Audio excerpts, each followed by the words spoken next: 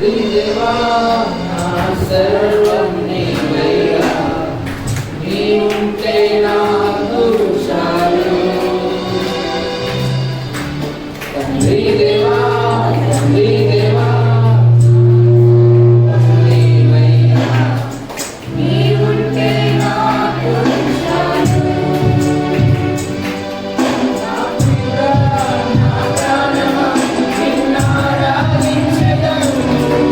నా జీవమా, నా స్నేహమా నిన్నారాధించెదను. నా ప్రియుడా, నా ప్రాణమా నిన్నారాధించెదను. నా జీవమా, నా స్నేహమా నిన్నారాధించెదను. దేవా, దేవా నా సర్వం నీవయ్యా, నీవుంటే నాకు చాలు. దేవా, దేవా నా సర్వం నీవయ్యా, నీవుంటే నాకు చాలు.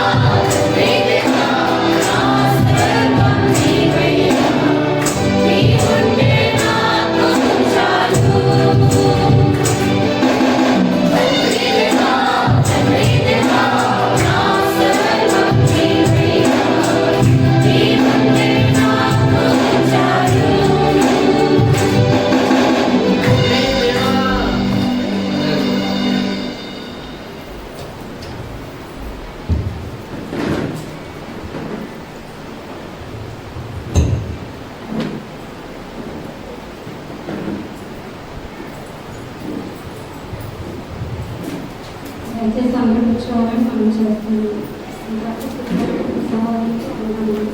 ఒక ప్రత్యేకమైన సమయాన్ని మాస్టర్ గారికి అప్పచెప్తున్నాం.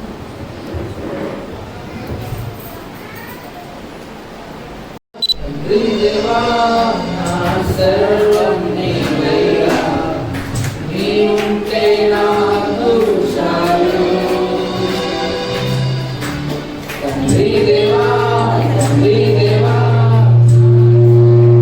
నీవయ్యా, నీవుంటే నాకు చాలు. నా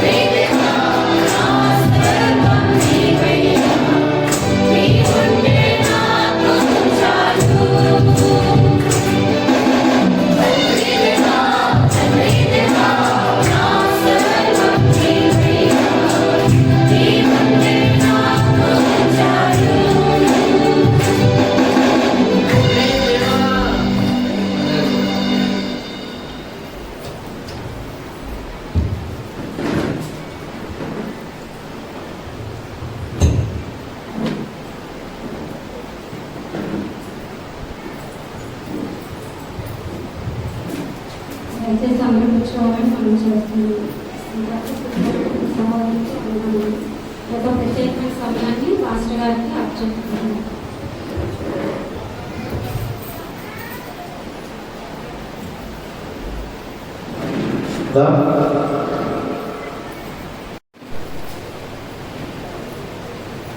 ప్రభునందు ప్రియమైనటువంటి వాళ్ళగా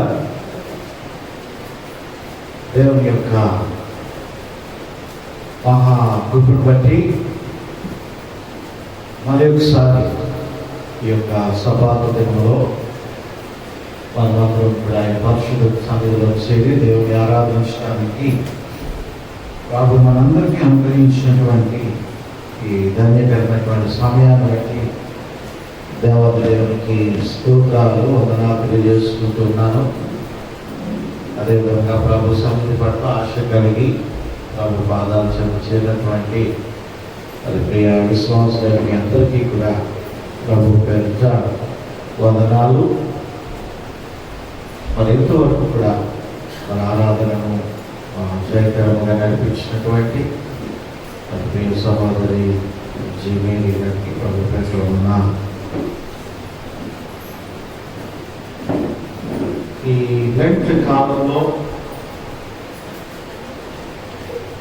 అది అప్పుడే 10 దినాలు గడిచిపోయి దేవుని మహాకృప చేత మరి యొక్క 10 దినాలు కూడా ఆధ్యాత్మికంగా మనమందరం కూడా దేవుని సన్నిధిలో కొనసాగడానికి ప్రభు మనందరికీ దయచేసినటువంటి ఈ యొక్క ధన్యకరమైనటువంటి కృపను బట్టి దేవునికి నేను స్తోత్రాలు వందనాలు తెలియజేస్తూ ఉంటున్నాను. మరి అనేక రీతిగా ప్రియ సహోదర సహోదరులందరూ కూడా చక్కగా మన ప్రార్థనా కోరికలు పెట్టించుకొని మరి దేవుని ఆరాధిస్తూ దేవుని మహిమపరుస్తూ దేవుని గణపరుస్తుంటున్నారు. మరి అందుని బట్టి కూడా నేను దేవునికి స్తోత్రాలు తెలియజేస్తూ ఉంటున్నాను. మరి యొక్క యేసుక్రీస్తు ప్రభువారి యొక్క ప్రేమ ధ్యాన కూడికలు అది శిలువ ధ్యాన కూడికలు అనుకుంటాం, కానీ శిలువ ధ్యాన అనేది కన్నా యేసయ్య ప్రేమ ధ్యాన కూడికలు అనుకుంటే శ్రమల ధ్యానం యేసయ్య శ్రమల ధ్యాన కూడికలు అనుకుంటే బాగుంటుంది. ఏదేమైనప్పటికీ కూడా మరి ప్రభు ప్రేమను మరి శిలువ చెంతకు మనం వెళ్ళి ఆయన శ్రమలను ఇలాగా దినాలు ఉన్నాయి కాబట్టి ప్రతి సంవత్సరం కూడా మనము జ్ఞాపకం చేసుకుంటూ ఉంటున్నాం. అంటే మిగిలిన రోజులు ధ్యానం చేయకూడదు దాని అర్థం కాదు, కానీ ఎక్కువగా ఒక క్రమాన్ని పెద్దలు భక్తులు మనకు నేర్పించిన ప్రకారంగా మరి దీన్ని కొనసాగించడానికి దేవుడు మనకి కృప చూపిస్తూ ఉంటున్నాడు. ప్రియమైనటువంటి దేవుని బిడ్డలారా, మరి ఈరోజు చదువుకున్నటువంటి వాక్య భాగం నుండి మొదటి పేతురు పత్రిక 2వ అధ్యాయము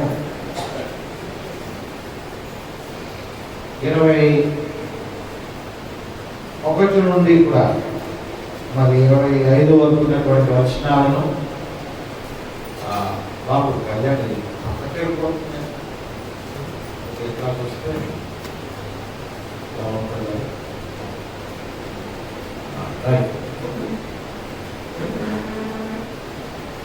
ప్రభునందు ప్రియమైనటువంటి వాళ్ళ మరి యొక్క వచనాల్లో మనం చూస్తున్నట్లయితే క్రీస్తు కూడా మీ కొరకు బాధపడి మీరు తన అడుగు జాడల యందు నడుచుకున్నట్టు మీకు మాదిరి ఉంచిపోయాను. ఆయన పాపము చేయలేదు, ఆయన నోట ఏ కపటమును లేదు, ఆయన దూషింపబడి బదులు దూషింపలేదు, ఆయన శ్రమ పెట్టబడి బెదిరింపక న్యాయముగా తీర్పు తీర్చు దేవునికి తను తాను అప్పగించుకొనెను. మనము పాపముల విషయమై చనిపోయి నీతి విషయమై జీవించినట్లు ఆయన తానే తన శరీరమందు మన పాపములను మ్రాను మీద మోసుకొనెను. ఆయన పొందిన గాయముల చేత మీరు స్వస్థత పొందుతుంది. ప్రియమైనటువంటి దేవుని బిడ్డల, దేవుని వాక్యాన్ని మనం జ్ఞాపకం చేసుకున్నట్లయితే మ్రాను మీద మోసి అనేటువంటి విషయాన్ని మనము జ్ఞాపకం చేసుకుంటున్నాము. మ్రాను మీద మోసి అనగా శిలువ మీద మోసి ఉన్నాడు. ఏంటి ఆయన శిలువ మీద మోసి ఉన్నాడు అనేటువంటి విషయాన్ని మనం జ్ఞాపకం చేసుకోవాలి.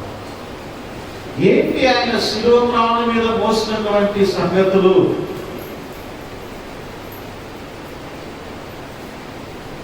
అదే వాక్యాన్ని మనము యోహాను సువార్త 19వ అధ్యాయము 17వ వచనంలో కూడా యేసు క్రీస్తు ప్రభువారు శిలువ మ్రానుపై ఆయన చూడండి 19వ అధ్యాయం 17వ వచనం, వారు యేసును తీసుకుని పోయి ఆయన తన శిలువ మోసుకొని కపాలమను స్థలమునకు చోటికి వెళ్ళాను. ఆయన తన శిలువ మోసుకొని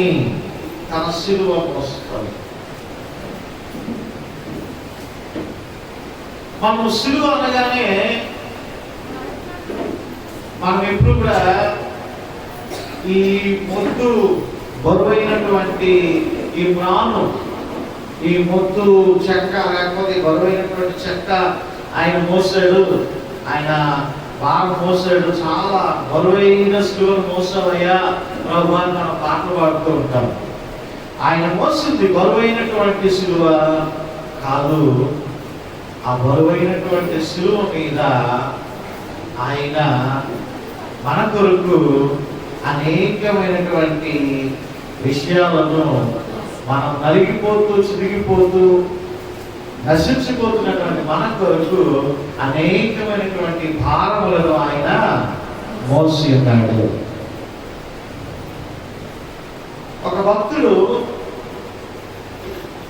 దేవునికి ప్రార్థన చేస్తూ, దేవునికి మొరపెట్టు, ఆయన శిలువ ప్రేమను ధ్యానం చేసుకుంటూ, ఆయన శిలువ శ్రమలను జ్ఞాపకం చేసుకుంటూ ఉపవాసం ఉండి ప్రార్థన చేసి దేవుని సన్నిధిలో కనిపెడుతూ, అయ్యా యేసయ్యా, నా గురించి 5 గాయములు పొందావు నాయన, ఈ మహా శ్రమల నుండి నన్ను విడిపించావు, నా మహా పాపం నుండి నన్ను విడిపించావయ్యా, నీ 5 గాయములను బట్టి నీకు స్తోత్రాలు వందనాలను ప్రార్థన చేసుకుంటున్నప్పుడు యేసుక్రీస్తు ప్రభువారు ప్రత్యక్షమై ఆయన దర్శనము ద్వారా ఆ భక్తులతో మాట్లాడుతానక, ఇదిగో పేరు పెట్టి ఆయన పిలిచి, నేను పొందినటువంటిది 5 గాయాలు కాదు, 6వ గాయం కూడా ఒకటి ఉంది అని చెప్పి ఆయన అంగీని తీసివేసి ఈ భుజాన్ని చూపించాడంట. ఆ భుజాన్ని చూపించిన వెంటనే ఆ భుజమంతా కూడా భయంకరమైనటువంటి గాయము చేత ఆ భారమైనటువంటి శిలువను ఆయన మోయలేక ఆయన కపాలమనబడిన అటువంటి ఆ స్థలానికి ఆయన మోసుకెళ్తూ ఉంటున్నప్పుడు ఆయన ఎముక చిరిగిపోయి ఆయన భుజము నొప్పి ఆ యొక్క గాయము, భయంకరమైనటువంటి ఆ యొక్క గాయము అక్కడ ప్రభువాల భక్తులకి చూపించారట. ఇదిగో నేను పొందినటువంటి 5 గాయాలు మాత్రమే కాదు, ఇదిగో ఈ భారమైనటువంటి శిలువను మోయబట్టి ఇక్కడ మరొక గాయం కూడా నాకు కలిగింది అని ఆ భక్తుడికి యేసుక్రీస్తు ప్రభువారు దర్శనం ద్వారా చూపించారు. ప్రియమైనటువంటి దేవుని బిడ్డలారా, యేసుక్రీస్తు ప్రభువారు ఆ భారమైనటువంటి శిలువను మోయుటలో ఈరోజు మన పాప భారమంతా కూడా, మన దోష భారమంతా కూడా, మన రోగాల భారమంతా కూడా, మన దుఃఖ భారమంతా కూడా ఆయన ప్రాణంపై ఆయన మోసి ఉన్నారు. హల్లెలూయా. ప్రియమైనటువంటి దేవుని బిడ్డలారా, ఆయన మోసి ఉన్నటువంటి శిలువను మొట్టమొదటిగా మనం చూస్తున్నాం. ఆయన మోసినటువంటి శిలువ ఆ మోసినటువంటి శిలువలో ఆయన ఏమేమి మన కొరకు ఆయన మోసి ఉన్నాడు, ఏమేమి ఆయన మన కొరకు ఆయన చేసినటువంటి త్యాగం ద్వారా మనకి ఏమేమి అనుగ్రహించి ఉన్నాడు ఆ భారమైనటువంటి శిలువను మోయటం ద్వారా అనేటువంటి విషయాన్ని మనం గమనించినట్లయితే, మొట్టమొదటిగా యెషయా గ్రంథము 53వ అధ్యాయము, యెషయా గ్రంథము 53వ అధ్యాయము 12వ వచనాన్ని ఒకసారి మనం చూస్తే, కావున అని చెప్తూ లాస్ట్ వచ్చేద్దామా, ఇంకా కిందకి అతిక్రమం చేయవలసిన వాడిన తర్వాత అనేకుల పాపమును భరించుచు తిరుగుబాటు చేసిన వారిని గురించి విజ్ఞాపన చేసెను. హల్లెలూయా. మోసినటువంటి శిలువ మీద ఆయన మోసినటువంటివి ఏమిటి అంటే అనేకుల పాపములను భరించుచు, పాపములను భరించుచు, భరించడం అంటే మోయడం, భరించడం అంటే మోయడం. అనేకుల యొక్క పాపములను ఆయన మోసి ఉన్నాడు. దావీదు మహాభక్తుడు అంటాడు, నేను పాపములోనే పుట్టిన వాడను, పాపములోనే నా తల్లి గర్భము ధరించినది. జన్మతః మనమందరం కూడా పాపులమే. మన చూపు ద్వారా పాపము, మన దేహము ద్వారా పాపము, మన యొక్క నడవడిక ద్వారా పాపము, మన చూపు ద్వారా భయంకరమైనటువంటి పాపము క్రియలు అనేటువంటివి మనము చేస్తూ ఉంటున్నప్పుడు ఆ పాపము పోకుండా పరలోక రాజ్యము వెళ్ళడం అనేటువంటిది అసాధ్యము. కాబట్టి యేసుక్రీస్తు ప్రభువారు ఇదిగో అనేకుల యొక్క పాపములను ఆయన భరించు, ఆయన ప్రాణం మీద ఏమి మోసి ఉన్నాడు అంటే మన పాపములన్నింటినీ కూడా మోసి ఉన్నాడు. ఒక రాజుగారు ఉన్నారంట. ఆ రాజుగారు అందరికీ కూడా సమానమైనటువంటి న్యాయాన్ని చేసేటువంటి ఆయన.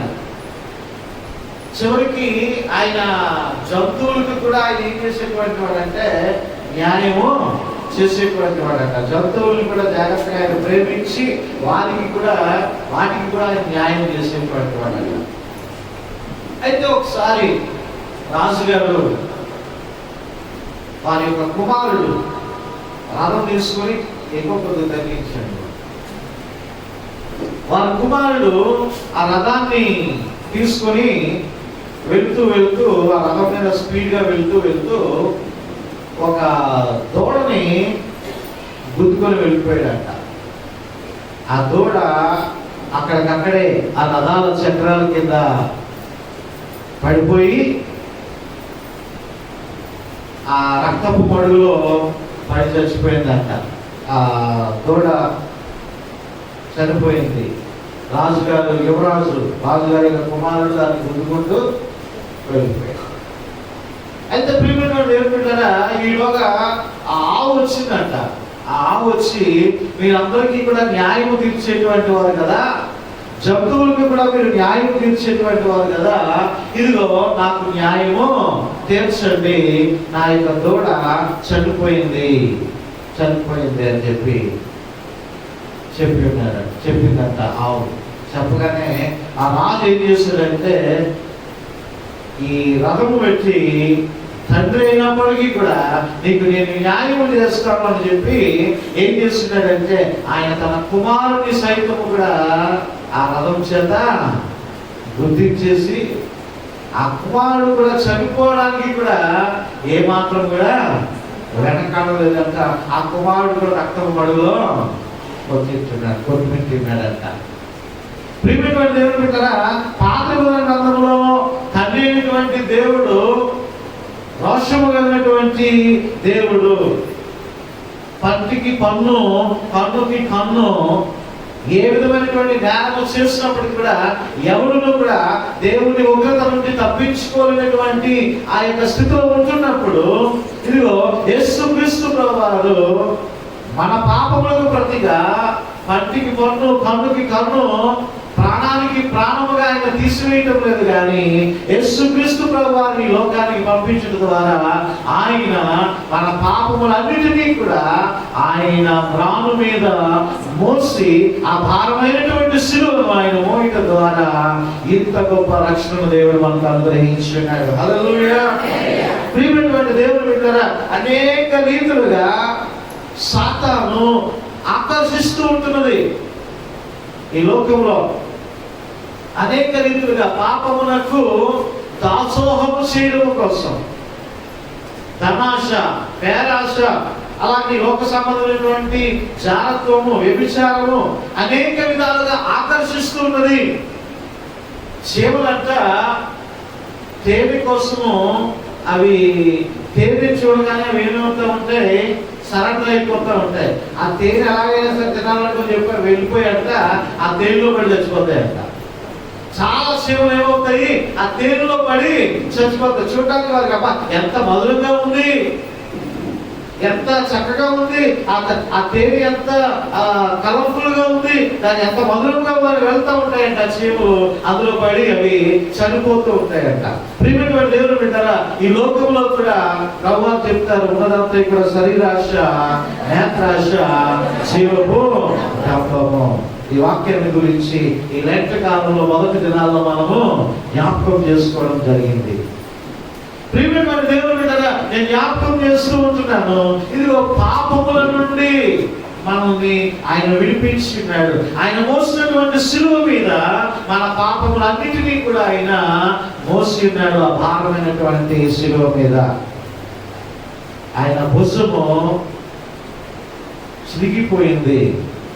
ఆ ప్రాణం మీద మోసినటువంటి ఆ శిలువ మోసినటువంటి యేసుక్రీస్తు వారి భుజము ఏమైపోయింది, మహా గాయం అయిపోయింది, ఎముకలు చిట్లిపోయాయి.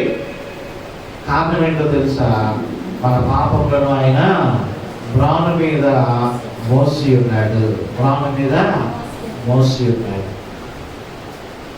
రెండవ విషయాన్ని, ఆయన ప్రాణం మీద ఏమి మోసి ఉన్నాడు అనేటువంటి విషయాన్ని మనము జ్ఞాపకం చేసుకుని ఉన్నట్లయితే చూడండి, యెషయా గ్రంథము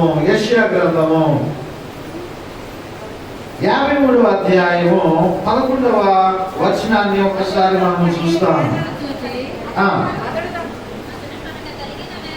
వేదనను చూసి తృప్తి పొందును నీతిమంతుడైన నా సేవకుడు జనుల దోషములను భరించి తనకున్న అనుభవ జ్ఞానము చేత అనేకులను నిర్దోషులుగా చేయును. హల్లెలూయా. జనుల దోషములను భరించి. రెండవదిగా ఆయన శిలువ మీద భరించినటువంటి మరొకటి ఏమిటి అంటే, ఆయన మన దోషములను భరించాడు. దోషములను ఆయన మోసాడు. దోషాలకి పాపాలకి చాలా తేడా ఉంది. పాపం అంటే ఏంటి? ఏమంటే పాపం అంటే వారు స్వయంగా వారి యొక్క శరీరాలతో, వారి చేతలతో చేసినటువంటిది పాపం. రెండవదిగా దోషం అనేటువంటిది ఏమిటి? మన యొక్క మనస్సాక్షితో చేసినటువంటి, మన మనస్సుతో చేసినటువంటిది. ఏంటది? అసూయ, ద్వేషము, పగ, ప్రతీకారము, లంచాలు, ఇవన్నీ కూడా మానవుని యొక్క ఆలోచనలో నుంచి పుట్టినటువంటివే. ఇవన్నీ కూడా మానవుని యొక్క దోషములు. మానవుని యొక్క దోషములు. ఇదిగో ఆయన ప్రాణం మీద మన యొక్క దోషములను ఆయన భరించి ఉన్నాడు. హల్లెలూయా. నీ దోషములను కానీ నీ పాపములు కానీ భరించేటువంటి వాడు ఎవరైనా ఉన్నాడా? నీకు బదులుగా ఎవరైనా శిక్ష అనుభవించేటువంటి వాడు ఎవరైనా ఉన్నారా? ఎవరైనా శిక్ష నువ్వు వద్దులే నేను వెళ్తాను, నేను శిక్షించబడతాను అనేటువంటి వాడు ఉన్నారా? నీకెందుకు డబ్బులు నేను తింటాను గడుపునేటువంటి వాడు ఎవరైనా ఉన్నాడా? ఎవరు ఈ లోకంలో లేదండి.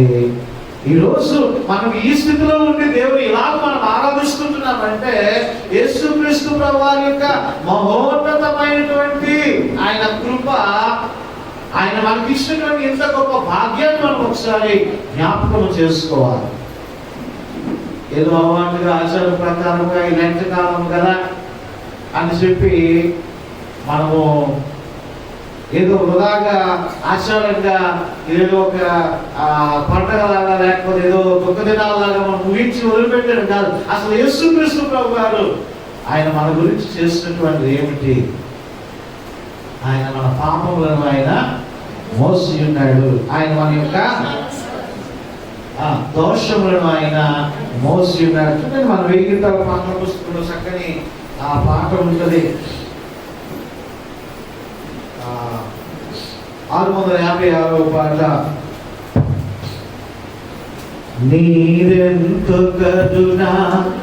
కరుణామయా, నీరెంతో జాలి నజరేయా, నీరెంతో కరుణామయా, నీరెంతో జాలి నజరేయా, నజరేయా, నజరేయా, నజరేయా, నజరేయా. మా పాపమంతా గాయాలుగా తాచావు నీవే నా పూమాలగా, మా పాపమంతా గాయాలుగా తాచావు నీవే నా పూమాలగా, మా కర్మమంతా సిలువగా మోసేవు తండ్రి నీ మోపునా. నీరెంతో కరుణామయా, నీరెంతో జాలి నజరేయా, నజరేయా, నజరేయా. ప్రభువా మా పాప ప్రక్షాళనముకై వెలపోసినావు నీ రుధిరమే. ప్రభువా మా పాప ప్రక్షాళనముకై వెలపోసినావు నీ రుధిరమే. దేవా మా పరిశుద్ధికై బలిపెట్టినావు నీ ప్రాణమే. నీరెంతో కరుణామయా, నీరెంతో జాలి నజరేయా, నజరేయా, నజరేయా, నజరేయా, నజరేయా. హల్లెలూయా. ప్రియమైన దేవుని బిడ్డలారా, మన పాపములన్నిటినీ ఆయన మోసి ఉన్నాడు. మన దోషములన్నిటినీ కూడా ఆయన మోసి ఉన్నాడు. దావీదు మహాభక్తుడు అంటాడు 38వ దావీదు కీర్తన 38వ అధ్యాయము 4వ వచనాన్ని చదువుకుంటే, నా దోషములు నా తల మీదుగా పొర్లిపోయినవి, నేను మోయలేని బరువు వలె అవి నా మీద మోపబడి ఉన్నవి. ప్రియమైనటువంటి దేవుని బిడ్డలారా, నా దోషములు నా తల మీదుగా పొర్లిపోయినవి. మన దోషాలు ఎలా ఉన్నాయంట? అధికారులు మొదలు కట్టుకునేటువంటి దోషాలు కాదట, మోకాళ్ళలోతున్నటువంటి దోషాలు కాదట, మొలలోతున్నటువంటి దోషాలు కాదట, ఏమంటే లేకపోతే ఈ మెడ వరకు ఉన్నటువంటి దోషాలు కాదట, లేదా తల వరకు ఉన్నటువంటి దోషాలు కాదట. మన దోషాలు ఏ విధంగా ఉంటున్నాయంట? మన తల మీద పొర్లి పారుతూ ఉంటున్నాయంట. ప్రియమైనటువంటి దేవుని బిడ్డలారా, అంటే మన దోషములను ఒకసారి పరిశీలన చేసుకుంటే ఎంత భయంకరమైనటువంటి స్థితిలో మనం ఉంటున్నామో మనం జ్ఞాపకం చేసుకోవాలి. మన దోష శిక్ష ఎంత బరువైనటువంటిది. దావీదు మహాభక్తుడు ఈ యొక్క అధ్యాయాన్ని రాస్తూ ఉంటున్నాడు. దావీదు మహాభక్తుడు దేవునికి ఇష్టానుసారుడైనటువంటి దావీదు. ఇదిగో యుద్ధానికి అందరూ వెళ్ళిపోతే దావీదు మట్టుకు యుద్ధానికి వెళ్ళకుండా ఏం చేస్తున్నాడు? ఇంట్లో కూర్చున్నాడు. సాయంకాలం అయింది, పొద్దు గ్రుంకు వేళ మేడ మీదకి ఎక్కాడు. మేడ మీదకి ఎక్కి మన తన అంతఃపురాన్ని చూసుకుంటున్నాడు. ఇదిగో అక్కడ ఒక స్త్రీని చూశాడు.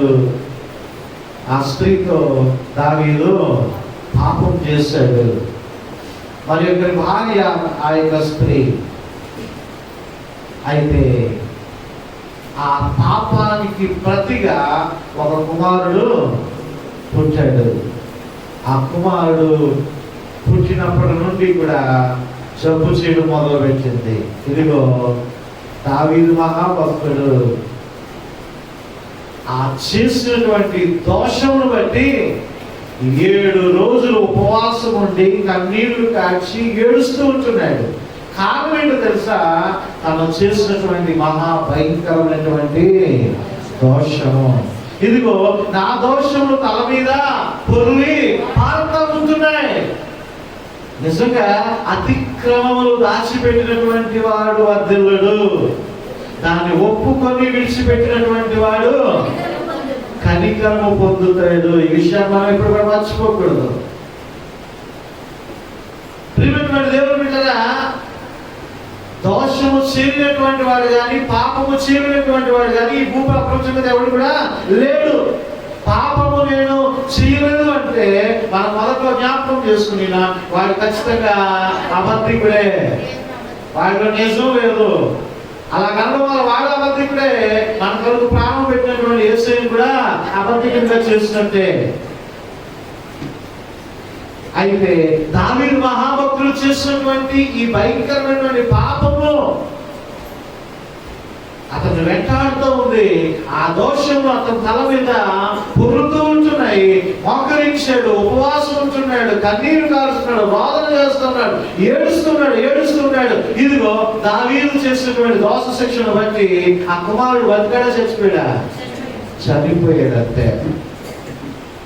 ప్రేమికులైన దేవుని బిడ్డలారా, మన దోషంలో ఒకసారి జ్ఞాపకం చేసుకోవాలి. మనం ఎవరికైనా మోసపూరితంగా ప్రవర్తిస్తుంటున్నామా? అన్యాయంగా ప్రవర్తిస్తుంటున్నామా? అన్యాయంగా దోచుకుంటున్నామా? మన క్రియలన్నిటినీ కూడా దేవుడు చూస్తున్నాడు. ఆ క్రియలను బట్టే మనకు ప్రతిఫలాన్ని ఇవ్వడానికి ఆయన సిద్ధంగా ఉంటూ ఉన్నాడు. ఇదిగో ఆయన మన పాపములను మోసి ఉన్నాడు ఆయన భుజముల మీద. ఆయన మన దోషములను ఆయన మోసి ఉన్నాడు ఆయన భుజముల మీద. నిజంగా ఆయన కానీ లేకపోతే ఈరోజు ఆ భారం అంతా కూడా మనం మోయాల్సినటువంటి వారమే. ఆ శిక్షలు మనం అనుభవించవలసినటువంటి వారమే. ఆ దోష శిక్షను మనం భరించవలసినటువంటి వారమే. కానీ యేసయ్య మన పాపములను మోసి ఉన్నాడు, మన యొక్క దోషములను మోసి ఉన్నాడు. మూడవ విషయాన్ని మనము జ్ఞాపకం చేసుకున్నట్లయితే చూడండి, మత్తయి సువార్త 8వ అధ్యాయము. మత్తయి సువార్త 8వ అధ్యాయం. మత్తయి సువార్త 8వ అధ్యాయము 17వ వచనాన్ని. ఆయన మాట వలన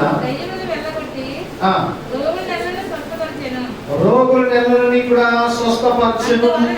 అందువలన ఆయనే మన బలహీనతలను వహించుకొని మన రోగములను భరించునని ప్రవక్త అయినటువంటి యెషయా ద్వారా చెప్పబడినది నెరవేరెను. హల్లెలూయా. మూడవదిగా ఏం భరిస్తున్నాడట ఆయన? మన రోగములను భరించి. మొట్టమొదటిగా పాపములను భరించి, రెండవదిగా దోషములను భరించి, మూడవదిగా మన రోగములను భరించి. నిశ్చయముగా ఆయన మన రోగములను ఆయన భరిస్తూ ఉంటున్నాడు. ప్రపంచంలోనంట అతి భయంకరమైనటువంటి వ్యాధులు ఎవరు కూడా ఎన్నడూ కూడా తీసివేయనటువంటి భయంకరమైనటువంటి వ్యాధులు 39 ఉన్నాయంట. ఎన్ని ఉన్నాయి? 39 ఉన్నాయంట. మామూలు చిన్న చితక రోగాలు కాదు. కొంతమంది ఉంటారు, తలనొప్పి వచ్చిన ప్రార్థన, నడుము వచ్చిన ప్రార్థన చేయండి వాళ్ళకి, జ్వరం వచ్చిన ప్రార్థన. అవి మానవుని యొక్క నైజము. నువ్వు అతిగా తింటే జబ్బులు వస్తాయి కదా, నీవు అతిగా ప్రవర్తిస్తే జబ్బులు వస్తాయి. చిన్న వాటి కాదు, కానీ భయంకరమైనటువంటి వ్యాధులు, తీసివేయలేనటువంటి వ్యాధులు ప్రపంచం మొత్తం మీద 39 వ్యాధులు ఉన్నాయంట. ఇదిగో యేసుక్రీస్తు ప్రభువారు కూడా ఎన్ని కొరడా దెబ్బలు తిన్నారంటే ఆయన 39 కొరడా దెబ్బలు ఆయన తిని ఉన్నారు. ఇదిగో ఆయన పొందినటువంటి దెబ్బల చేత మనకి స్వస్థత కలుగుతుంటున్నది. హల్లెలూయా. మన రోగములన్నిటినీ కూడా ఆయన భరించి సహించి ఉన్నాడు. ఆ డాక్టర్ గారి పేరు నాకు గుర్తులేదు, కానీ ఒక డాక్టరు ఈ మలేరియా యొక్క మందును కనిపెట్టడం కోసం అని చెప్పి దాన్ని ట్రీట్మెంట్ చేయడం కోసము ఆ మలేరియా వచ్చినటువంటి ఆ వ్యాధి వచ్చినటువంటి వారి యొక్క రక్తాన్ని సేకరించాడంట. అంటే రక్త కణాల్లో ఏముంటుంది? మలేరియా అనేటువంటిది ఉంటుంది. అయితే ఆ మలేరియా యొక్క కణజాలాన్ని ఈ ట్రీట్మెంట్ కొరకు ఆ మలేరియా తాలూకా మెడిసిన్, విరుగుడు తాలూకా మెడిసిన్ కనిపెట్టడం కోసము ఆ డాక్టర్ ఏం చేస్తున్నాడంటే ఆ మలేరియా యొక్క కణాలని తన శరీరంలోకి ఎక్కించుకున్నాడంట. తన శరీరంలోకి ఎక్కించుకొని తను కూడా ఆ మలేరియా వ్యాధి కలిగినటువంటి వారిగా తను చేసుకున్న తర్వాత ఏం చేస్తున్నారు తెలుసా? అప్పుడు మెడిసిన్ అతను తీసుకోవడం మొదలు పెట్టినప్పుడు తనలో ఉన్నటువంటి ఆ మలేరియా వ్యాధి కొన్ని రోజులకి అది మాయమైపోయిందంట. తద్వారా ఆ మెడిసిన్ ప్రపంచం అంతటికి కూడా అది లభించడానికి కారణమైంది. ఈరోజు ప్రభుత్వం ప్రియమైనటువంటి వారు నిశ్చయముగా మన రోగములను ఆయన భరించి ఉన్నాడు. ఎవరు ఉన్నారండి లోకంలో మన రోగాలు భరించినటువంటి వారు? నీకు మళ్ళీ తలనొప్పి వచ్చింది ఆయనకి, నీకు మళ్ళీ ఆకలి నొప్పి వచ్చింది ఆయనకి, నీకు మళ్ళీ నాకు మళ్ళీ ఆయనకి జ్వరం వచ్చింది ఆయనకి. నిజంగా ఆ మండు టెండలో ఆయన కలువరి సిలువ మోసుకుంటూ ఈ భారమైనటువంటి సిలువ మోసుకుంటూ వెళ్తున్నప్పుడు, ఆ మండు టెండలో వెళ్తున్నప్పుడు ఆ రాత్రి నుంచి కూడా ఆయనకి ఆహారం లేదు, ఆ రాత్రి నుంచి కూడా ఆయనకి తిండి తెప్పులు లేవు, కనీసం నీళ్లు కూడా ఒక చుక్క నీళ్లు లేదు. ఇదిగో ఎంత భయంకరమైనటువంటి ఆ భారమైనటువంటి సిలువను రాత్రి 9 గంటల నుంచి మొదలుకొని మిట్ట మధ్యాహ్నం 3 గంటల వరకు కూడా ఆయన మహాశ్రమలు ఆయన పొంది ఉన్నాడు. ఒకసారి జ్ఞాపకం చేసుకుని ఆయనకి ఎంత హై ఫీవర్ వచ్చి ఉంటుంది, ఆయన ఎంత దాహాతతో ఉంటుంటాడు, ఆయన బీపీ లెవెల్స్ ఎంత తగ్గిపోయి ఉంటాయి, ఆయన ఏ విధమైనటువంటి శ్రమలు పొంది ఉన్నాడు. అవన్నీ కూడా నీ రోగం ఏమిటో, నీ బలహీనత ఏమిటో భరించినటువంటి దేవుడు ఆయన. హల్లెలూయా. నేను ఒకసారి జ్ఞాపకం చేసుకుంటున్నావా? ఏదో సిలువ ఏమంటే ఏదో మేడలో వేసుకోవడం, షూలో వేసుకోవడం, లేకపోతే ఏదో మంగళసూత్రాల మీద సిలువలు వేసుకోవడం, ఉంగరాల మీద సిలువలు వేసుకోవడం అయిపోయిందా? లేదు అండి. ఆ సిలువ మోసినటువంటి యేసయ్య ఎంతో త్యాగాన్ని నీ కొరకు నా కొరకు ఆయన చేసి ఉన్నారు. దాన్ని మర్చిపోకూడదు. ఆయన మన పాపములను ఆయన మోసి ఉన్నాడు, ఆయన మన దోషములను ఆయన మోసి ఉన్నాడు అనేటువంటి విషయం మనం జ్ఞాపకం చేసుకోవాలి. మన రోగములను కూడా ఆయన మోసి ఉన్నాడు. ఈరోజు నీ బలహీనతల నుండి ఆయన విడిపించడానికి ఆయన సిద్ధంగా ఉంటున్నాడు. ఆయన నిన్ను స్వస్థపరుచు దేవునిగా నీ ముందు ఆయన ప్రత్యక్షం అవుతున్నాడు. లోకంలో చూడండి, కళ్ళుండి చూడవు, చెవులుండి వినవు, నోరుండి మాట్లాడు, ముక్కుండి ఇక ఏ అవయవము మనుషులు చేసినటువంటి అవయవాలన్నీ కూడా దేని వల్ల కూడా ప్రయోజనము లేదు. ఇక అవే లేకపోతే ఇక రోగాలను భరించేటంతవరకు ఎందుకు ఆలోచించడం మనం కదా. ఈ రోజు ప్రేమైనటువంటి దేవుడు కదా, నిశ్చయముగా మన రోగములను ఆయన భరించాడు. నీవు ఎంత రోగగ్రస్తురాలు అయినా, నీవు ఎంత వ్యాధిగ్రస్తురాలు అయినా, నీవు ఆయన సన్నిధిలో మొరపెట్టు, ప్రార్థన చేయి, దేవుడు నిన్ను విడిపిస్తాడు, నిన్ను స్వస్థపరుస్తాడు. గత కరోనా కాలం అంతా కూడా అనేకమైనటువంటి బలహీనతలతో, అనారోగ్యాలతో, అనేకమైనటువంటి వ్యాధులతో ఉంటున్నటువంటి అనేక మంది స్త్రీలను నేను ఎరుగుదును, అనేక మంది పురుషులను నేను ఎరుగుదును. దేవుడు స్వస్థత ఇచ్చినాడు. ప్రభు సన్నిధిలో మొరపెట్టినప్పుడు, ప్రభు సన్నిధిలో ప్రార్థన చేసినప్పుడు ఆ రోగాలు అన్నింటి కూడా విడుదల దయచేస్తున్నాడు. నిజంగా ఆ టైంలో ఒక హాస్పిటల్కి వెళ్ళడానికి కూడా అవకాశం లేదు. ఒక డాక్టర్ అందుబాటులో ఉండేటువంటి వాడు కాదు. ఎక్కడికి వెళ్ళాలో తిరిగినటువంటి పరిస్థితి. కేవలము ఒక ఫోన్ చేసి, పాస్టర్ గారు పరమ వైద్యునికి చెప్పండి, ఏమంటే పాస్టర్ గారు మన పెద్ద డాక్టర్ గారు చెప్పండి అని ఒక ఫోన్ మొత్తం చేసేటువంటి వారు ఎవరో ఆ పెద్ద డాక్టరు, మా కుటుంబ వైద్యుడవు నీవు, మా మంచి ఔషధము నీవు, మా కుటుంబ వైద్యుడవు నీవు, మా మంచి ఔషధము నీవు,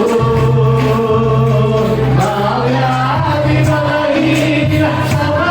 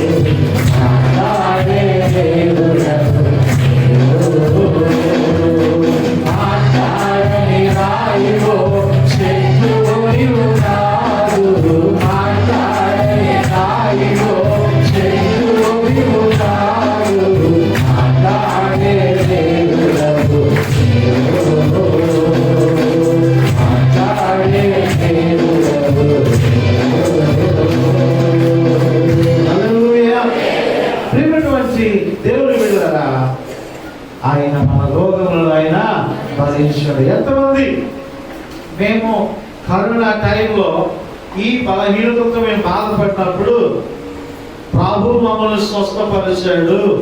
ఏమంటే ఒక్కొక్కరు సాక్ష్యం చెప్పండి అని ఇప్పుడు నేను పిలిచాను అనుకోండి, ఏమంటే ఎంతమంది రావడానికి సిద్ధంగా ఉన్నారు? వాళ్ళందరూ ఒకసారి దేవునికి స్తోత్రం చెప్తాం. అందరూ కాదు, వింటున్నారన్నమాట, అందరూ కాదు.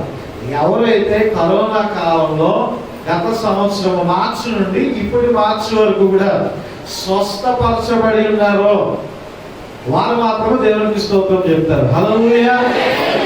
ఎంతమందిని దేవుడు స్వస్థపరిచాడు. దేవుడు తన అమూల్యమైనటువంటి రక్తము ద్వారా మనందరికీ కూడా ఆయన విడుదల దయచేసి ఒకసారి ఆలోచన చేసుకుందాం. ఈరోజు ఆ రోగముల నుండి ఆయన విడిపించి ఉన్నాడు, ఆయన నిన్ను స్వస్థపరిచి ఉన్నాడు. ఆయన శిలువ ప్రాణం మోసి ఆయనకి కలిగినటువంటి మరొక ఆరోగ్యం ఉంది. ఆయన భుజము చితికిపోయింది, ఆ భుజము నలిగిపోయింది, ఆ భుజం మీద ఒక పెద్ద గాయం ఉంది. ఏంటో తెలుసు ఆ గాయానికి కారణము ఆయన మోసినటువంటి శిలువ. మన భారములను ఆయన భరించి ఉన్నాడు, మన యొక్క పాపములను ఆయన భరించి ఉన్నాడు, మన దోషములను ఆయన భరించి ఉన్నాడు. మన యొక్క రోగములను ఆయన భరించి ఉన్నాడు. కాబట్టి ప్రియమైన దేవుని బిడ్డలారా, ఇంకా దేవుడు మనకు ఒక చక్కటి తరుణాన్ని ఇస్తుంటున్నాడు. ఇంకా మనకి దేవుడు ఒక అవకాశాన్ని ఇస్తుంటున్నాడు. ఆ అవకాశాన్ని ఇస్తుంటున్నప్పుడు దాన్ని మనం సద్వినియోగపరుచుకోవాలి. లేకపోతే ఆ పాపపు శిక్ష తప్పకుండా మనం పొందాల్సి ఉంటుంది. ఆ దోషం యొక్క శిక్ష తప్పకుండా పొందాల్సి ఉంటుంది. ఆ రోగం యొక్క శిక్ష తప్పకుండా భరించాల్సి ఉంటుంది. దేవుడు మనకు తరుణాన్ని ఇస్తుంటున్నాడు, ఒప్పుకోవడానికి తరుణాన్ని ఇస్తుంటున్నాడు. ఇదిగో నేను మేము క్షమిస్తాను అని యేసుక్రీస్తు ప్రభువు ద్వారా మనకు అవకాశం ఇస్తూ ఉంటున్నాడు. ప్రియమైన దేవుని బిడ్డలారా, ఒక చక్రవర్తి ఉన్నాడు, నీరో చక్రవర్తి, ఏదో నాకు ఇంకొక చక్రవర్తి పేరు గుర్తు రావడం లేదు, కానీ ఆ చక్రవర్తికి మీద ఒకసారి ఈ అతన్ని చంపడం కోసం అని చెప్పేసి ప్రయత్నం జరుగుతుందంట. ఆ ప్రయత్నము జరుగుతున్నప్పుడు ఈ ఇంటెలిజెన్స్ వారు ఉంటారు, గూఢచారి వ్యవస్థ, వారు ఏ టైంలో ఏం జరుగుతూ ఉందో వారు కనిపెడుతూ ఉంటారు. ఈ రాజు గారిని ఈ చక్రవర్తి గారిని విదేశాలు, వేరే దేశానికి ఆహ్వానించారు. ఆహ్వానించి ఆ విదేశాల్లో ఆయనని ఏదో విధముగా ఆహారంలో విషం కలిపేసి చంపుదామని వారి యొక్క ప్లాన్. ఆ ప్లాన్ వేశారు. వేసిన తర్వాత ఈ ఇంటెలిజెన్స్ వ్యవస్థ తెలిసిపోయింది వాళ్ళ రాజుగారిని ఎలాగైనా చంపబోతున్నారని. అయితే ఆ విషయము పబ్లిక్ గా చెప్తే అది బయటికి వెళ్ళిపోతుంది. ఎందుకంటే వాళ్ళ తాలూకా మనుషులు ఇక్కడ కూడా సైనికులు కొంతమంది ఉన్నారు కాబట్టి. అయితే రాజుగారు చాలా స్పీడ్గా వెళ్ళిపోతున్నారు. చక్రవర్తి రాజుగారు స్పీడ్గా వెళ్ళిపోతూ ఉంటే ఒక మారువేషంలో ఈ గూఢచార వ్యవస్థకు చెందినటువంటి వ్యక్తి వెళ్ళి ఒక చీటి మీద రాసి, ఇదిగో రాజుగారు మీరు బయటికి వెళ్తున్నారు, మీకు చాలా ప్రాణాపాయం ఉంది, జాగ్రత్త అని. ఆ వెళ్తున్నప్పుడు ఆ చీటి తీసుకుని ఆ రాజుగారికి ఇచ్చారట. ఈ రాజుగారు ఆ వెళ్ళేటువంటి హడావుల్లో పడిపోయి ఆ చీటిని కనీసం చదవకుండా మరిచేసి ఏం చేశాడట, పాకెట్ లో పెట్టుకుని వెళ్ళిపోయాడట. పాకెట్ లో పెట్టుకుని వెళ్ళిపోయిన తర్వాత ఆ విదేశాలకు వెళ్ళిపోయాడు. అక్కడికి వెళ్ళిపోయిన తర్వాత వారు ఇచ్చారు ఆహారంలో విషం కలిపారు. ఆహారాన్ని తిన్నాడు. వెంటనే అక్కడికక్కడే చనిపోయాడు. చనిపోయిన వెంటనే ఆయన వస్త్రాలు ఇవన్నీ కూడా చెక్ చేసినప్పుడు ఈ చీటి బయటపడింది. ఆ చీటిలో ఏమని రాస్తుంది, ఇది రాజుగారు మీకు ప్రాణాపాయం ఉంది, జాగ్రత్తగా ఉండండి, ఏ ఆహారం కూడా తీసుకోవద్దు అని చెప్పి అందులో రాయబడి ఉంది. కానీ రాజు దాన్ని చదవలేదు, చూడలేదు, పెడసోలు పెట్టాడు. దేవుని వాక్యము కూడా అంతే. ఇలాగే మన ఉక్కు మనిషి ఎవరైనా ప్రధానమంత్రి లాల్ బహదూర్ శాస్త్రి గారు కూడా అలాగే చనిపోయారు కదా. అయ్యా ప్రియమైన దేవుని బిడ్డలారా, మనం జ్ఞాపకం చేసుకుంటే ఆయన కూడా ఏదో ఖర్చు నిమిత్తము అప్పుడు పాకిస్తాన్ వాళ్ళని కరాచీ వరకు కొట్టుపాల్సాడు. ఆయన ఏం తిట్టకేద రాస్తున్నారు, అటు ఇటు కాళ్ళు కలుపుతున్నారు, ముందుకేమకి వెళ్తున్నారు. ఏంటి సంగతి మీకు ఎంత శక్తి ఉందో ఏంటో ఒకసారి చూపిస్తాను చూడండి, ఇండియా సంగతి ఏంటని చెప్పేసి కమాన్ అన్నాడు. అంతే, మొత్తం ఫోర్స్ అంతా వెళ్ళిపోయి వాళ్ళ క్యాపిటల్, మనకి ఇండియా క్యాపిటల్ ఢిల్లీ కదా, వాళ్ళ క్యాపిటల్ కరాచీ అంతవరకు కూడా తరిపేశాడు. అంతే పాకిస్తాన్ వాళ్ళు. ఏంటి సిద్ధులేస్తా ఉన్నారు, డ్యాన్స్ ఆడుతున్నారు, ఇదిగో అదిగో అంటున్నారు అని చెప్పేసి ఈ లాల్ బహదూర్ శాస్త్రి ఒక్కసారి మొత్తం చూడటానికి బొచ్చాడే, కానీ గట్టి ప్రధానమంత్రి. ప్రియమైన దేవుని బిడ్డలారా, ఎప్పుడైతే కరాచీ వరకు వారు వెళ్ళిపోయారో మళ్ళా ఐక్యరాజ్య సమితి వాళ్ళు కూడా తగ్గండి, ఎందుకు ఈ గొడవలు ఈ యుద్ధాలని చెప్తే మళ్ళా వాళ్ళ మాట విని మళ్ళీ మన వాళ్ళు వెనక్కి వచ్చేసారు. ఆ టైంలో తర్వాత మళ్ళీ ఆయన పిలిచి చర్చలు పెట్టారు. ఆ చర్చలు పెట్టినప్పుడు ఈయన పాకిస్తాన్ వెళ్ళాడు, కానీ అక్కడి నుంచి ఆయన డెడ్ బాడీగా వచ్చాడు. ఎలా చనిపోయాడు అది ఇప్పటికీ కూడా మిస్టరీగా ఉండిపోయింది. అలాగే ఈ చక్రవర్తి కూడా వినలేదు, మాట చూడలేదు, ఆ పేపర్ చదవలేదు, తద్వారా అనవసరంగా అన్యాయంగా చనిపోయాడు. ఈరోజు ప్రియమైన దేవుని కదా, దేవుని మాటలు నీ చెవులో గింగులు అనిపిస్తున్నాడండి దేవుడు. నీ చెవుకి గింగులు అనిపిస్తూ ఉన్నాడు, చెవులోకి వచ్చి దూరిపోతా ఉన్నాడు, సెల్ ఫోన్ ద్వారా వచ్చి నీ చెవుల్లోకి దూరిపోతా ఉంటున్నాడు. ఎందుకు తెలుసా? నువ్వు వింటావని, నీవు మారుమనసు పొందుతావని, నీవు పశ్చాత్తాపడతావని, ఆయన సన్నిధిలో ఒక తీర్మానం చేసుకుని మార్పు చెందుతావని ఆయన చూస్తున్నాడు. నేను మార్పు చెందను, ఇలాగే ఉంటాను అనుకుంటే ఆయనకి పోయినదేమీ లేదు. మనమే మన పాపము, మన దోషము, మన రోగము భరించవలసి ఉంటుంది. కాబట్టి ఏదో ఈ నెక్స్ట్ డేస్ కదా, ఏదో ఒక ఆచారము, ఏదో ఒక అట్టుపండు పట్టుకెళ్ళిపోయాము, సమోసా పట్టుకెళ్ళిపోయాము, బిర్యానీ ప్యాకెట్ పట్టుకెళ్ళిపోయాము, లేకపోతే ఏదో ఒక పూట ఉపవాసం ఉన్నాము, 10వ వారంలో దేవునికి కానుక వేసేస్తున్నాము. ఇవి పక్కన పెట్టి నీ హృదయం మారిందా? నీ ఉద్దేశాలు మారాయా? నీ పాపములను నీ ఒప్పుకున్నావా? నీ దోషములను నీ ఒప్పుకున్నావా అని నీ ఒకసారి పరీక్ష చేసుకోవాలి. ఇంకా ఎక్కడ జీవితం అక్కడే, అదే సనగడం, అదే గొనగడం, అదే కోపము, అదే ఈర్ష, అదే అసూయ, అదే లంచాలు, అవే వడ్డీ వ్యాపారాలు, అవే దుష్కర్మంటే ఒకనొక రోజు రాబోతుంది. ఆ రోజు వచ్చిందంటే నేను తప్పించేటువంటి వాడు ఎవడు లేదు అండి. అదే అదే ఆ రోజు యేసయ్య ఉగ్రత రోజు, అదే అదే ఆ రోజు యేసయ్య ఉగ్రత రోజు, ఆ రోజు శ్రమల నుండి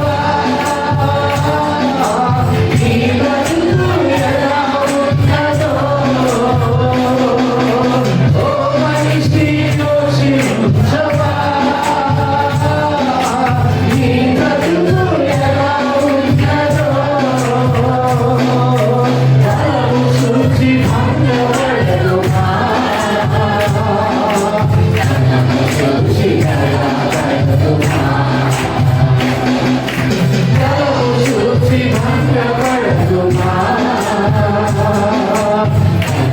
చూసి అదే అదే ఆ రోజు యేసయ్యా ఉన్న రోజు అదే అదే ఆ రోజు ఏదైనా శ్రమల రోజు పాపులంతా వేచే రోజు. హల్లెలూయా. అదే అదే ఆ రోజు వ్యభిచారం ఏడ్చే రోజు అంటే మేము వ్యభిచారం చేయట్లేదండి అని అంటారు చాలా మంది కదా. నేను సెల్ ఫోన్లో తప్పుడు దృశ్యాలు చూస్తున్నామంటే నేను వ్యభిచారం చేసినట్టే. చాలా మంది వ్యభిచారం మేము చేయట్లేదు, మాకు సంబంధించిన పాట కాదు అని అనుకుంటారు కదా. కానీ నీవు సెల్ ఫోన్లో తప్పుడు నీ వద్దన్నా సరే పాపం దగ్గరికి వచ్చేస్తూ ఉంది ఈ దినాలలో. నీవు అటువంటి తప్పుడు వాటిని నీవు చూస్తున్నావంటే నువ్వు వ్యభిచారం చేస్తున్నట్టే. నేను వ్యభిచారం కానీ అనడానికి వీల్లేదు, నువ్వు ఆ లిస్టులోకి వెళ్ళిపోతావు అంతే. వ్యభిచారులు ఏడ్చే రోజు, మోసగాళ్ళు దేవుని నీవు మోసం చేస్తూ ఉన్నావు. అయ్యా ఎందుకయ్యా ఈ గుడికి రావడం లేదు, ఆరోగ్య పనులండి, వేరే పని మీద వెళ్ళాలండి, సాకులు మాట. ఏమంటే దేవుని సన్నిధి దొరుకు కాలమందు వెతకకుండా ఉంటూ ఏమంటే అవకాశం ఉంటున్నా సరే అవకాశం చేసుకోలేక దేవుని మందిరానికి రాయకుండా ఇంటి దగ్గర చాలా మంది పాపం అంటే పెద్ద లిస్టు చేస్తూ ఉంటారు. లేదు, నీవు దేవుని సన్నిధిలో మండుతూ ఉంటే, నీవు ఇంటి దగ్గర గొడవ పెట్టుకొని పడుకుంటూ ఉంటే అది కూడా పాపమేనండి, అది కూడా పాపమే. ప్రియమైనటువంటి దేవుని బిడ్డలారా, నేను జ్ఞాపకం చేస్తూ ఉంటున్నాను, ఇదిగో దొంగలంతా దొరికే రోజు అంట. ఎవరి దొంగలు? దేవుని సన్నిధిని దొంగలించేటువంటి వారు.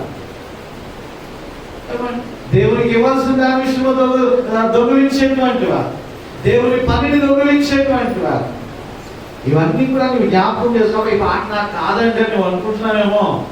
లేదు, నరపుత్రుడా నీ హృదయంలోనే విగ్రహాలు ఉన్నాయంటాడు యేసుకేలుతో దేవుడు. నేను విగ్రహారాధన చేయట్లేదు అంటాడు, కానీ నీ హృదయంలోనే అనేకమైనటువంటి విగ్రహాలు ఉంటున్నాయి అంటున్నాడు. కాబట్టి ప్రియమైనటువంటి దేవుడు బిడ్డలారా, ఏదో ఇది ఆశామాషి వెంటనేసి కదా, ఒక రోజు ప్రార్థన పెట్టి చేసాం కదా, ఉపవాసం ఉన్నాం కదా, అయిపోయిందని అనుకోకండి. మన పాపములను భరించడానికి, మన దోషములను భరించడానికి, మన రోగములను భరించడానికి యేసయ్య లోకానికి వచ్చాడు. ప్రభు చిత్తమైతే వచ్చేవారు జ్ఞాపకం చేసుకున్నాం. మన దుఃఖములను భరించడానికి ఆయన లోకానికి వచ్చాడు, మన శాపములను భరించడానికి కూడా ఆయన లోకానికి వచ్చాడు. ఆయన నేను భరిస్తాను రండి అంటున్నాడు. ఆయన నా మీద వేయండి, నేను చూసుకుంటాను అంటున్నాడు. కప్పుకోకండి, ఒప్పుకోండి అంటున్నాడు. ఆయన మారు మనసు పొందండి, క్రియారూపమైనటువంటి విశ్వాసం కనపరచండి. నా భుజము చిరిగిపోయింది భారాలు వేయలేక, నా భుజము పగిలిపోయింది, నా ఎముక పగిలిపోయింది, 5 గాయాలు కాదు 6వ గాయం ముందు చూడండి అని ప్రభు చూపిస్తున్నాడు. మన చింత యావత్తు, మన పాప శిక్ష, మన దోష శిక్ష, మన రోగము యొక్క శిక్ష అన్నిటినీ ఆయన భరిస్తానంటున్నాడు. అవకాశం ఇస్తున్నప్పటికీ కూడా నీవు అలక్ష్యం చేస్తుంటున్నావేమో. ప్రభు ఇచ్చినటువంటి తరుణాన్ని సద్వినియోగపరుచుకుందాం, ఆయన సన్నిధిలో వేడుకుందాం, ప్రార్థన చేద్దాం, ప్రాధేయపడదాం. అటు కృప పరిశుద్ధాత్మ దేవుడు మనందరికీ దయచేయను గాక. ఆమేన్. చెరుగలవాడు ఆత్మస్వరములు వినును గాక. ఆమేన్. కానుకలను సేకరించుకుందాం. స్తోత్రములు, స్తుతి స్తోత్రములు, వేలాది వందనాలు కలుగును గాక నీకే మహిమ అనేటువంటి పాటలో సహోదరు నేరుగా నడిపిస్తుండగా కానుకలు సేకరించుకుందాం. మైక్ ఎక్కించేస్తున్నాం.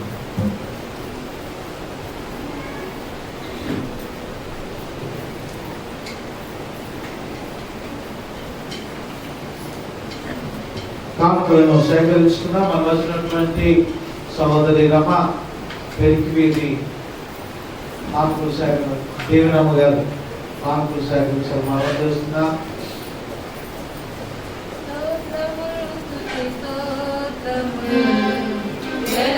వందనాలు పాతరావు గారు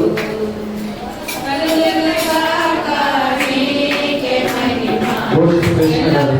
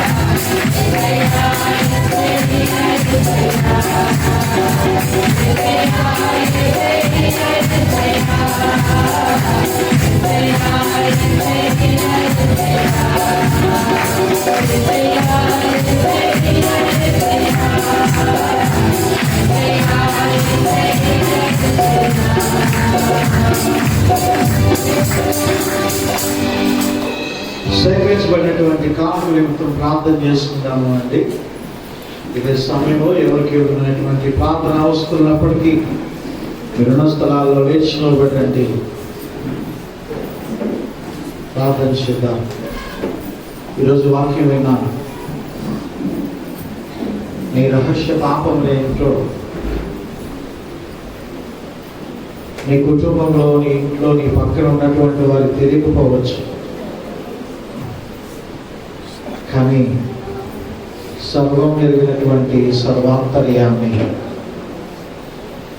ఆయన కన్నులు కప్పటము అసాధ్యము. నీ చూపు, నీ మాట, నీ నడవడిక సమస్తము ఎరిగినటువంటి దేవుడు ఆయన. అయినను సరే ఆయన మనల్ని ప్రేమిస్తూ ఉంటున్నాడు. ఏ ఒక్క గొర్రె కూడా తప్పిపోవడం ఆయనకి ఇష్టం లేదు. అందుకోసమనే ఆయన జీవాహారాన్ని మన మధ్యలో ఉంచుతూ ఉంటున్నాడు. ఆయన వాక్యాన్ని మనకు అనుగ్రహిస్తూ ఉంటున్నాడు. ఆయన జీవపు మాటల ద్వారా మనం మార్పు చెందాలని, ఆయన సొంతైనటువంటి ప్రజలుగా మార్చబడాలని ఆయన ఆశపడి ఆయన వాక్యాన్ని మన మధ్యలో ఉంచుతూ ఉంటున్నాడు. వాక్యాన్ని పెడచెవున పెట్టొద్దు, వాక్యాన్ని నిర్లక్ష్యం చేయొద్దు. ప్రభు వైపు తిరుగుదాం, ఆయన వైపు చూద్దాం. ఆయన మనల్ని రక్షించేటువంటి దేవుడు. ఆయన మన పాపములను, దోషములను, రోగములను ఆయన భరించి ఉన్నాడు. ఆయన విడుదల ఇవ్వడానికి సిద్ధంగా ఉన్నాడు. ఆయన ఒప్పుకోవడానికి నీవు ఏ మాత్రము కూడా వెనుకడుగు వేయొద్దు, సిగ్గుపడవద్దు. ఒప్పుకో. ప్రభు నిన్ను క్షమించి నిన్ను నీతిమంతుడిగా తీర్చి ఆయన గొప్ప దీవెనలతో నేను నింపబోతుంటున్నాడు. ప్రార్థన చేసుకుందాం. అత్యున్నత సింహాసనంపై ఆశీనువైనటువంటి నా ప్రియపరలోకపు తండ్రి, ఘనమైన దేవా, పరిశుద్ధుడా, పరమాత్ముడా, నీకు స్తోత్రాలు, వందనాలు. అయ్యా, ఈ దినాన్ని నీ వాక్యము ద్వారా ఆయన మాకు నేర్పించినావు తండ్రి. నీ వాక్యము మమ్మల్ని సరిచేస్తుంది. నీ వాక్యము ద్వారా మేము బ్రతుకుతూ ఉంటున్నాం తండ్రి. దైవోక్తి లేని ఎడల జనులు కట్లు తెగి తిరుగుతారు నాయన. అవును తండ్రి, నీ వాక్యము ద్వారా మాకు కట్టు వేస్తుంటున్నావు. నీ వాక్యము ద్వారా తండ్రి మాకు ఉదక స్నానము చేస్తుంటున్నావు. నీ వాక్యము ద్వారా మమ్మల్ని పరిశుద్ధులుగా మారుస్తున్నావు. అవును తండ్రి, కారణము నీ పిల్లలుగా మేము ఉండాలనేటువంటి మీ యొక్క గొప్ప ఆశ, ఈ రాజ్యంలో మేము ఉండాలనేటువంటి గొప్ప ఆశ.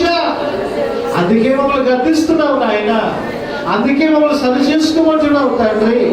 అందుకే ప్రభు మా మార్గాన్ని ప్రభునైనా తను సరళం చేసుకోమంటున్నావయ్యా తండ్రి. నీ వాక్యానికి మేము లోబడి నాయన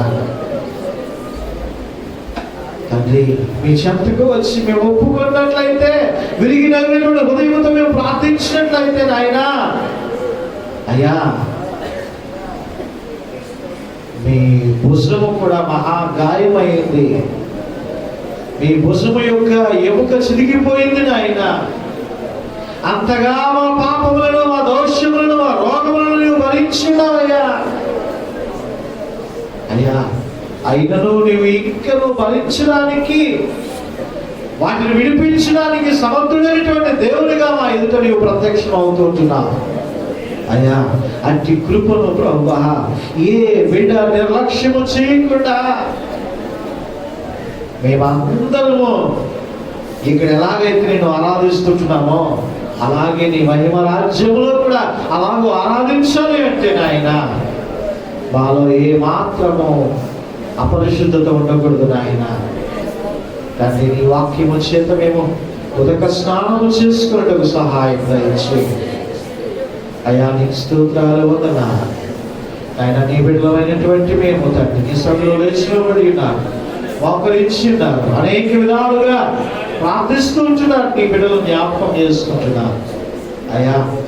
కృప చూపించి కరుణించండి నాయన. రక్షక మీకు స్తోత్రాలు, స్తోత్రాలు, వందనాలు ఆయన. ఏ అవసరంతో ఉంటున్నారు తండ్రి, ఇదిగో నాయన రోగములను భరించినటువంటి దేవునిగా నీవు ప్రత్యక్షమై ఉన్నావు తండ్రి. ఏ బిడ్డ ఏ బలహీనతతో ఉంటున్నదో, ఏ అనారోగ్యములతో ఉంటున్నదో, యేసు నామములో ప్రతి బిడ్డకు మీరు విడుదల, క్షేమాన్ని మీరు దయచేయండి, స్వస్థపరచండి నాయన. ఆర్థిక సమస్యలతో నాయన, కుటుంబ సమస్యలతో నాయన తండ్రి నాయన, మరి ఏ విధమైనటువంటి అవసరములు, అక్కర్లు ఏమున్నప్పటికీ నాయన అయ్యా, మీ మహిమైశ్వర్యములో ప్రతి బిడ్డకు నాయన మీ గొప్ప ఈవులను ప్రభువా దయచేయండి నాయన, ఆశీర్వదించండి నాయన.